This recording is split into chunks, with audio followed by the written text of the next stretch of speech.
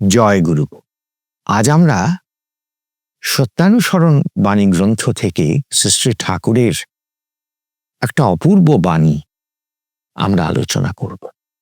বাণীটি হলো, তুমি ঠিক ঠিক যেন তুমি তোমার নিজের, নিজ পরিবারের, দশের ও দেশের বর্তমান ও ভবিষ্যতের জন্য দায়ী।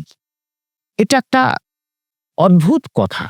আমাকে তিনি আমাকে আর কাউকে না, একেবারে তুমি, এটা দ্বিবচন নয়, এবং একেবারে নির্দিষ্ট করে তুমি, মানে যে পড়ছে আমি আমি আমার নিজের, এটা বুঝলাম, হ্যাঁ, নিজের জন্য দায়ী, নিজের বর্তমান ও ভবিষ্যতের জন্য, নিজের পরিবারের, আচ্ছা ঠিক আছে, সবটা না হলেও অনেকটা দায়ী তো বটেই।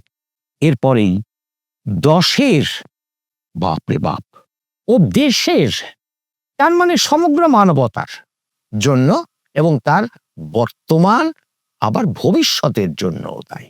সেই ভবিষ্যতে হয়তো আমি থাকবই না, কিন্তু আমি দায়ী হয়ে রইলাম।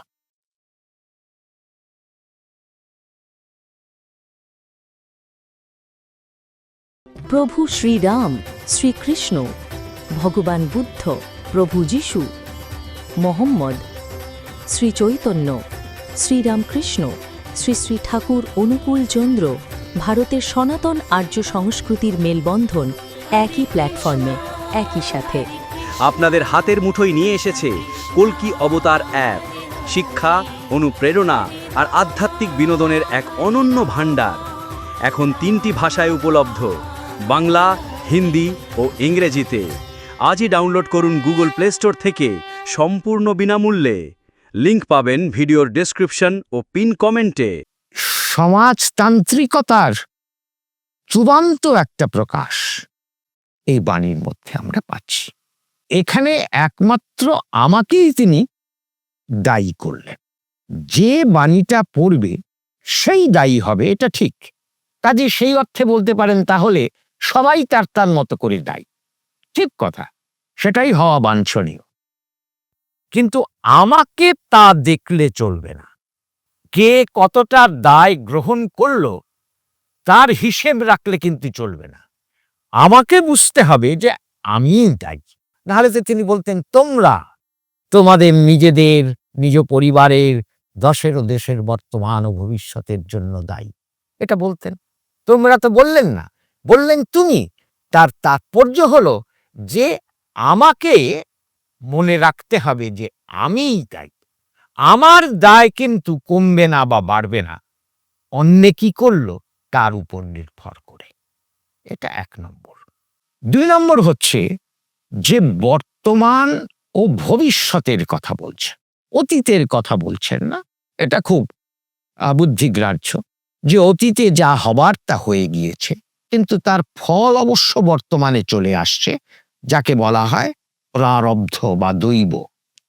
এবং সেই ফলকে আমরা বর্তমানে আবার কর্ম বা পুরুষকার দিয়ে প্রভাবিতও করতে পারি। অর্থাৎ খারাপ ফলকে আমরা কমাতে পারি, ভালো ফলকে আমরা বাড়াতে পারি।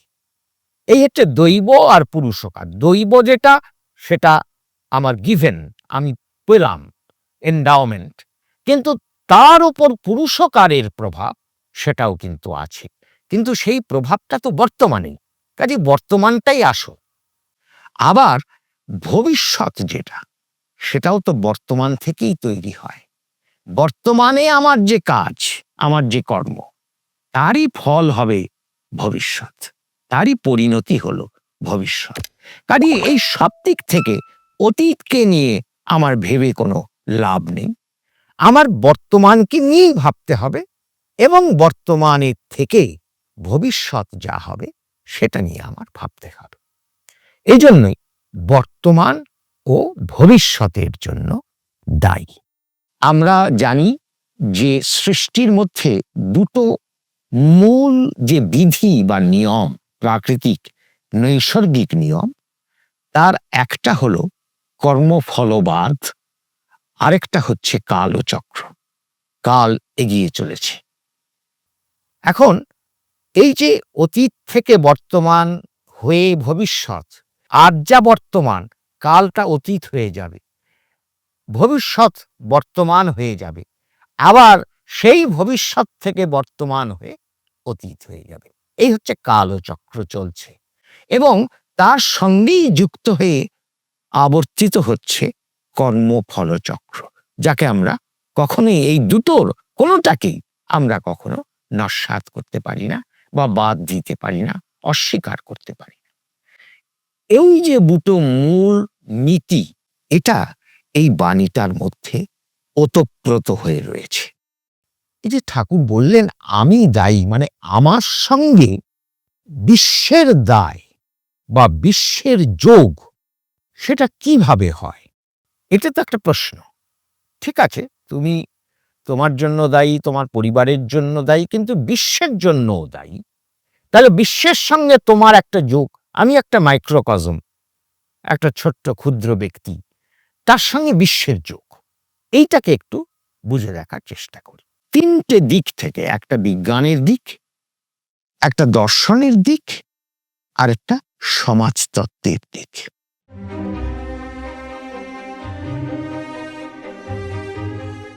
বিজ্ঞানে আমাদের যে লজ অব এই ফিজিক্যাল ওয়ার্ল্ড, প্রথমে যে ক্লাসিক্যাল ফিজিক্স ছিল, পার্টিকল ফিজিক্স, সেখানে একটা মূল তত্ত্ব হচ্ছে প্রত্যেক ক্রিয়ার একটা সম বিপরীত প্রতিক্রিয়া থাকে। তার মানে একটা ক্রিয়া, সেটা কিন্তু সেখানে শেষ হয়ে যাচ্ছে না, সেটার থেকে আবার একটা প্রতিক্রিয়া তৈরি হচ্ছে, আবার সেই প্রতিক্রিয়ারও আরেকটা প্রতিক্রিয়া থাকবে, কারণ প্রতিক্রিয়াটাও তো একটা ক্রিয়া, তার আবার একটা প্রতিক্রিয়া। এইভাবে আমার একটা ক্রিয়া ক্রমশ বর্ধিত হয়ে যাচ্ছে টাইম অ্যান্ড স্পেসে।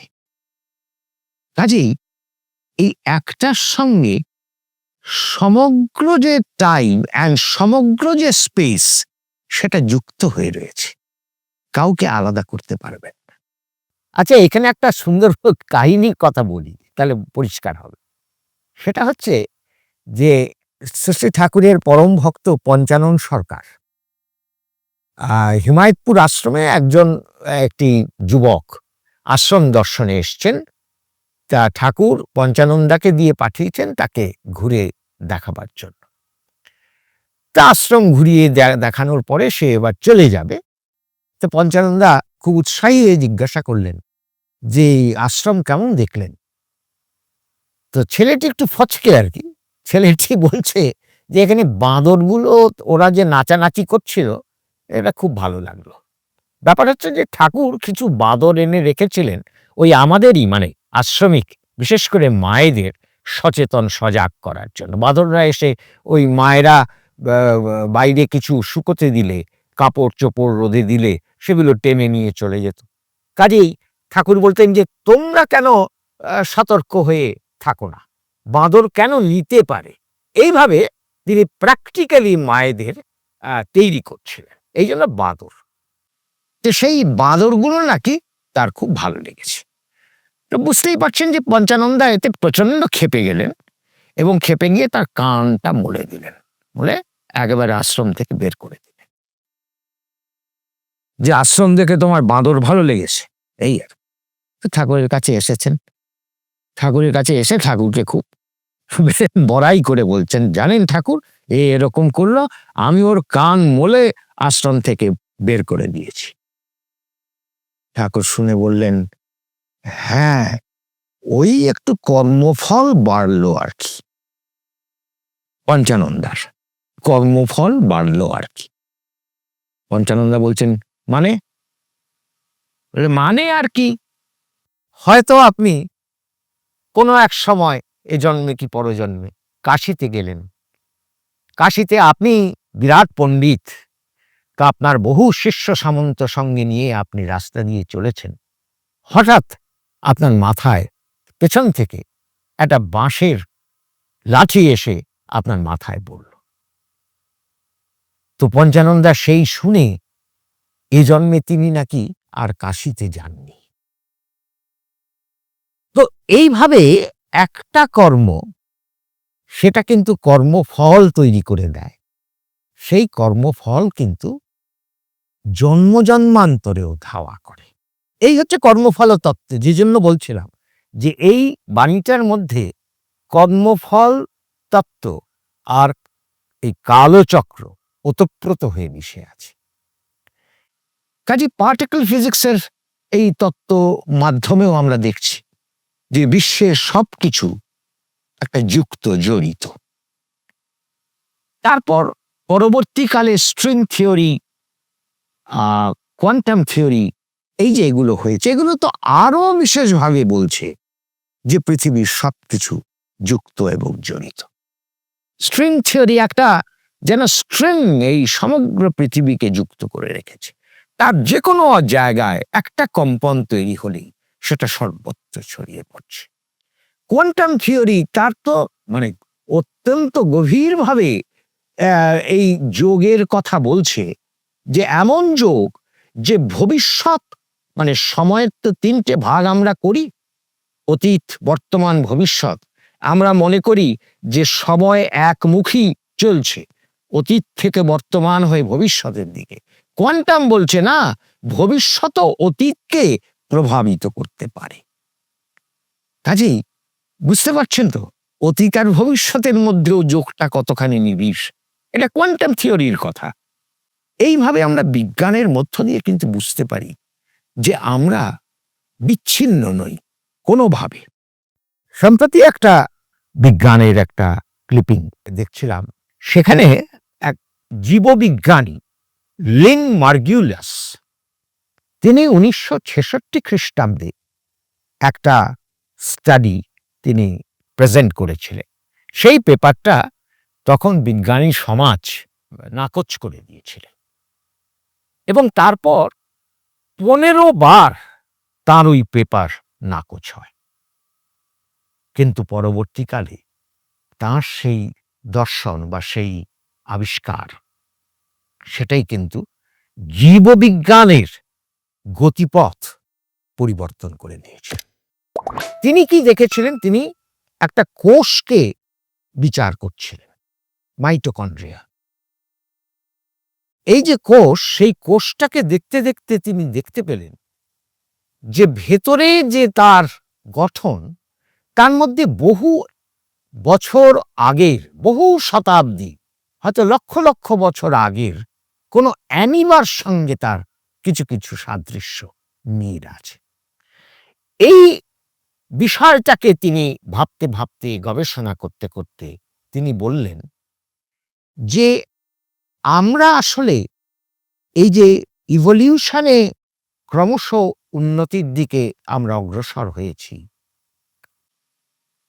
এই ইভলিউশনটাকে এতদিন মনে করা হতো একটা battle ground, survival of the fittest. যে ফিটেস্ট সেই সার্ভাইভ করবে, অন্যেরা ধ্বংস হয়ে যাবে। কাজে একটা যুদ্ধ চলছে এবং এই একটা ইকোসিস্টেমের মধ্যে এতগুলি প্রাণ, তারা নিজেদের বেঁচে থাকার তাগিদে পরস্পর যেন কম্পিটিশন করছে। কিন্তু আসলে এই জগৎটা কম্পিটিশনের নয়, কোলাবোরেশনের। এই যে অ্যামিবাগুলো সেই কত লক্ষ বছর আগে ছিল, অ্যামিবা বা ব্যাকটেরিয়া, হোয়াট এভার, সেগুলির চিহ্ন কিন্তু এখনো রয়ে গেছে। এবং কোষ, একটা কোষ আরেকটা কোষকে গিলে ফেলে, এটা ঠিক, কিন্তু গিলে তাকে ধ্বংস করে না, সে তার সঙ্গে করোবরেট করে, তার থেকে সে নিজেকে যুক্ত করে উন্নত করে। এটাই হচ্ছে প্রাণের ধর্ম। প্রাণ কখনো প্রাণকে হত্যা করে না, বরং অন্য প্রাণের সহায়তা নিয়ে সে নূতনতর প্রাণের জন্ম দেয়। তাহলে কি দাঁড়ালো? এই সমগ্র এই যে ইভলিউশন, একটা এত বড় লক্ষ লক্ষ বছরের যে ইতিহাস, সেই ইতিহাস কিন্তু যুক্ত, বিচ্ছিন্ন নয়। একটা শেষ হলো আরেকটা এলো তা নয়, একটা থেকে আরেকটা উৎপন্ন। এইভাবে আমরা বিজ্ঞানের বিভিন্ন দিক থেকে আমরা দেখতে পাই যে একটা ব্যক্তি, একটা মুহূর্ত, এটা সকলের সঙ্গে সমস্ত সময়ের মধ্যে সে যুক্ত, জড়িত হয়ে রয়েছে।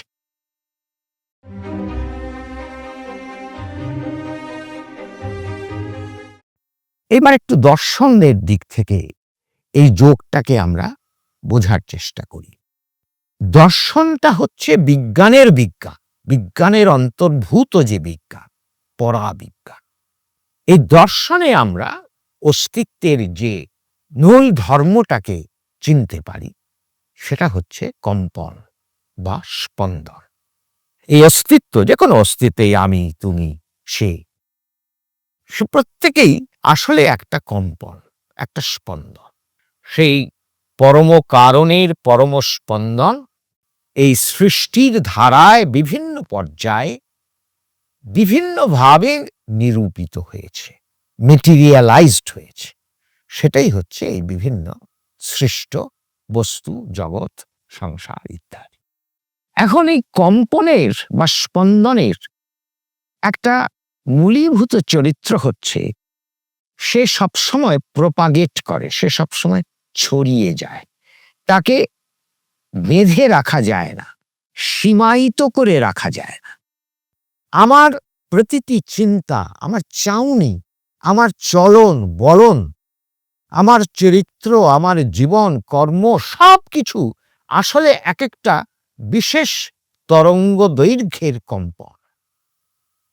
এই কম্পন সবসময় ছড়িয়ে যাচ্ছে, বিশ্বময় ছড়িয়ে যাচ্ছে, এবং স্বভাবতই এই কম্পাঙ্কের সঙ্গে, এই তরঙ্গ দৈর্ঘ্যের সঙ্গে যারা কাছাকাছি তাদের গিয়ে আঘাত করছে, তাদের মধ্যেও সেই কম্পনের একটা এফেক্ট তৈরি হচ্ছে। যেমন সেতারে ওপরে তো 7টা তার থাকে, আর নিচে ওই তারগুলোর মেইন তারগুলোর নিচে থাকে তরফদার বা তরফের তার, ছোট ছোট ছোট ছোট। সেগুলো আর কিছুই নয়, রেজোনেন্স তৈরি করে। অর্থাৎ সা বাজলে তার একটা নির্দিষ্ট কম্পাঙ্ক, নির্দিষ্ট তরঙ্গ দৈর্ঘ্য আছে, নির্দিষ্ট পিচ আছে। আমি যদি তরফের তারকে সেই কনফিগারেশনে বেঁধে নিতে পারি, তাহলে সা বাজালে ওই তরফের তারেও একটা রেজোনেন্স তৈরি হবে। এই হচ্ছে তরফদার সেতারের মূল বৈশিষ্ট্য। এইরকমই আমার তরঙ্গ, আমার যে কম্পন, আমার কথা বলার যে স্পন্দন, সেগুলো গিয়ে রিসিভিং এন্ডেও একটা তরঙ্গ বা কম্পন তৈরি করবে। কাজে আমি যদি ভালো চিন্তা করি, এই যে বলা হয়েছে যে উপনিষদে, সর্বে সুখিনঃ সন্তু, সর্বে সন্তু নিরাময়া, সর্বে ভদ্রাণি পশ্যন্তু, না কশ্চিৎ দুঃখম অবাপ্নুয়াৎ। এই যে প্রার্থনা, কেন? কারণ এই প্রার্থনার তরঙ্গ সকলের মধ্যে সঞ্চারিত হয়ে সকলকে এইভাবে ভাবিত করবে। কাজেই এই তরঙ্গ এবং কম্পন যদি হয় অস্তিত্বের মূল পরিচয়, মূল ধর্ম, তাহলে কিন্তু আমাদের অস্তিত্ব এই সর্বত্র এবং সকল সময়ে বিস্তৃত হয়ে যাচ্ছে। সেই জন্যই রবীন্দ্রনাথের সেই গান, বিশ্ব সাথে যোগে যেথায় বিহারো, সেইখানে যোগ তোমার সাথে আমারও। এই বিশ্ব যোগ, এটা কিন্তু অস্বীকার করার উপায় নেই।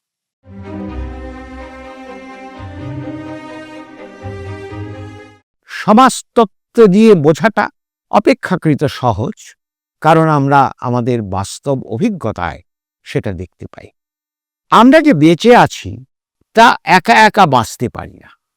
আমাদের এই পরিবেশ থেকে, বহুজনের কাছ থেকে উপকরণ, উপাদান গ্রহণ করে, সংগ্রহ করে, তার দ্বারাই আমরা বাঁচি। আমাদের বেঁচে থাকার রসদ বা লওয়াজিমা আমরা এই পরিবেশ থেকে সংগ্রহ করি। কাজেই আমাদের অস্তিত্ব এই পরিবেশের উপর নির্ভরশীল। ঠিক একইভাবে পরিবেশের অস্তিত্ব আমার উপর নির্ভরশীল। উল্টো দিক থেকে যদি দেখা যায়, যদি ধরি দুজন এ আর বি, এই দুটো নিয়ে পরিবেশ, এ তার বাঁচার জন্য বি এর ওপর নির্ভরশীল, বি সেও তো এর উপর নির্ভরশীল। কাজেই আমরা পারস্পরিক নির্ভরশীলতা আমাদের সমাজতত্ত্বে মানে সমাজ বিজ্ঞানে এটা স্বতঃসিদ্ধ, এবং এই জন্যই আমাদের সমাজ চিন্তা আমাদের ব্যক্তি মুক্তি চিন্তারও একটা অঙ্গ। কারণ সমাজকে বাদ দিয়ে আমরা বাঁচতেই পারি না, তাহলে মুক্তি বা চিন্তা করব কি করে? এই যে বিশ্বযোগের কথা বললাম, এটা এমনই অদ্ভুত অদ্ভুত বিশ্বযোগের কথা বা উদাহরণ আমরা দিতে পারি। যেমন শ্রী শ্রী ঠাকুর হিমায়তপুরে বসে একটি ওষুধ আবিষ্কার করেছিলেন, বানিয়েছিলেন, এবং সেটা খুব খুব কার্যকরী একটা ওষুধ ছিল, স্কিজোমাইসিটিন। তার বেশ কিছু কাল পরে যখন অ্যান্টিবায়োটিক আবিষ্কৃত হলো, তখন তার একটা গ্রুপের নাম বিজ্ঞানীরা দিলেন মাইসিটিন গ্রুপের অ্যান্টিবায়োটিক। ঠাকুরকে তখন জিজ্ঞাসা করা হয়েছিল যে ঠাকুর, এর নামের মধ্যে এতটা মিল এটা কি করে হলো? কারণ মাইসিটিন বা অ্যান্টিবায়োটিক আবিষ্কৃত হয়েছে পাশ্চাত্যে, আর এদিকে প্রাচ্যের প্রত্যন্ত প্রান্তরে হিমায়তপুরে শ্রী শ্রী ঠাকুর যে আবিষ্কার করলেন ওষুধ, সেটা হচ্ছে স্কিজোমাইসিন। ঠাকুর বললেন, একই বিষয় নিয়ে বহুজনে কাজ করলে নাম ওরকম একরকম হতে পারে। এইটা কিন্তু মানব মনের যে যোগসূত্র তাকে ইঙ্গিত করা হচ্ছে।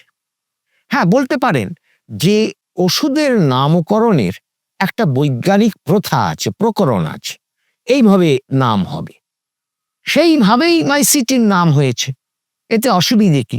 সমগ্র বিশ্ব নির্দিষ্ট করল একটা নামের প্রকরণ, এখানেও তো সেই বিশ্বযোগ সবাই মিলে এটা সৃষ্টি করলো বা এই সিদ্ধান্ত নিল, এটাও কি বিশ্বযোগ নয়?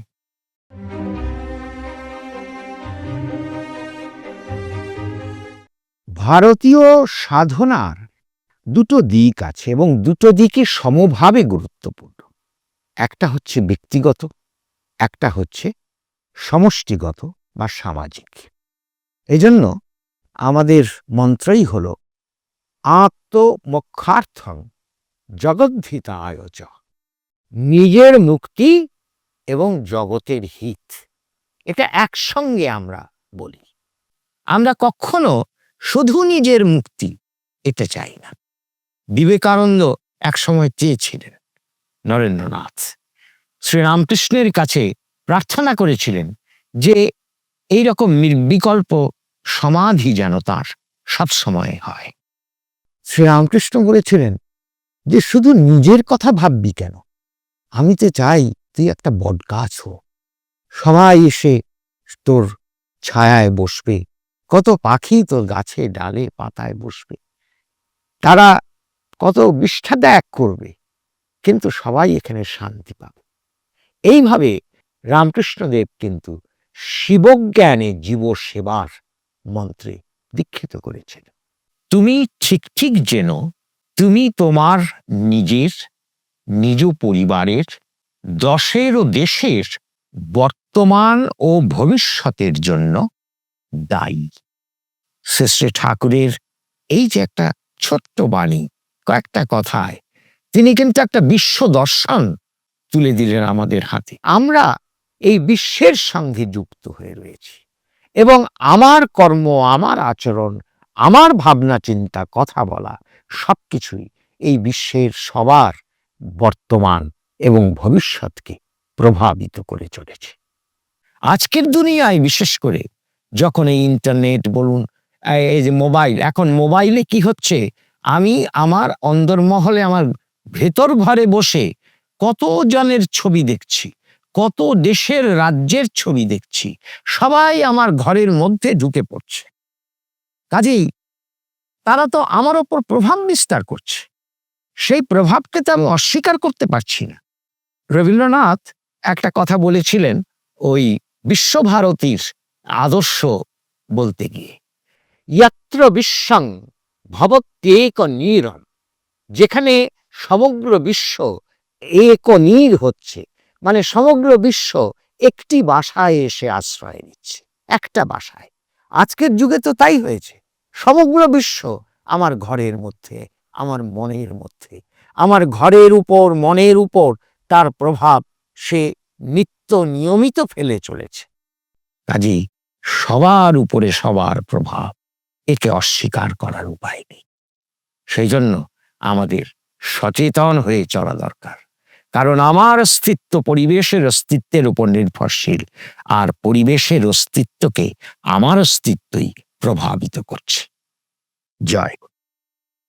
প্রভু শ্রীরাম, শ্রীকৃষ্ণ, ভগবান বুদ্ধ, প্রভু যিশু, মোহাম্মদ, শ্রী চৈতন্য, শ্রীরামকৃষ্ণ, শ্রী শ্রী ঠাকুর অনুকূল চন্দ্র, ভারতের সনাতন আর্য সংস্কৃতির মেলবন্ধন একই প্ল্যাটফর্মে, একই সাথে। আপনাদের হাতের মুঠোয় নিয়ে এসেছে কল্কি অবতার অ্যাপ। শিক্ষা, অনুপ্রেরণা আর আধ্যাত্মিক বিনোদনের এক অনন্য ভাণ্ডার। এখন 3টি ভাষায় উপলব্ধ: বাংলা, হিন্দি ও ইংরেজিতে। আজই ডাউনলোড করুন গুগল প্লে স্টোর থেকে সম্পূর্ণ বিনামূল্যে। লিংক পাবেন ভিডিওর ডেসক্রিপশন ও পিন কমেন্টে।